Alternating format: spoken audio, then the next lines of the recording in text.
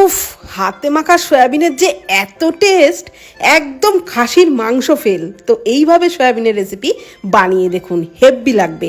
কড়াইয়ে অল্প গরম জলের মধ্যে একটু লবণ দিয়ে সয়াবিন সিদ্ধ করে নিলাম। তারপর সয়াবিন ঠান্ডা জল দিয়ে ভালো করে ধুয়ে জলটাকে নিংড়ে সয়াবিনগুলো আরেকটা পাত্রের মধ্যে নিয়ে নিলাম। ওর মধ্যে টক দই, পরিমাণ মতো লবণ, হলুদ গুঁড়ো, লঙ্কার গুঁড়ো আর একটু গরম মশলার গুঁড়ো দিয়ে সমস্ত কিছু খুব ভালো করে মেখে 10 মিনিটের জন্য রেস্টে রাখলাম। ততক্ষণে মশলা বানিয়ে নিচ্ছি। মিক্সির জারেতে টমেটো, আদা, রসুন, কাঁচা লঙ্কা অল্প জল দিয়ে একদম মিহি পেস্ট তৈরি করে নিলাম। কড়াইয়ে সর্ষের তেলের মধ্যে দিয়ে দিলাম আলু, হলুদ আর লবণ দিয়ে আলু লালচে করে ভেজে তুলে নিলাম। তারপর ওই তেলের মধ্যে তেজপাতা, শুকনো লঙ্কা, গোটা জিরে ফোড়নে দিয়ে দিচ্ছি পেঁয়াজ কুচি। পেঁয়াজটাকে নাড়াচাড়া করে বেশ লালচে করে ভেজে নিলাম। তারপর ওই মশলার পেস্টটা দিয়ে দিলাম।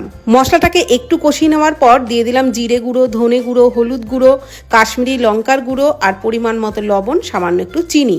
সমস্ত মশলা খুব ভালো করে কষিয়ে নিলাম।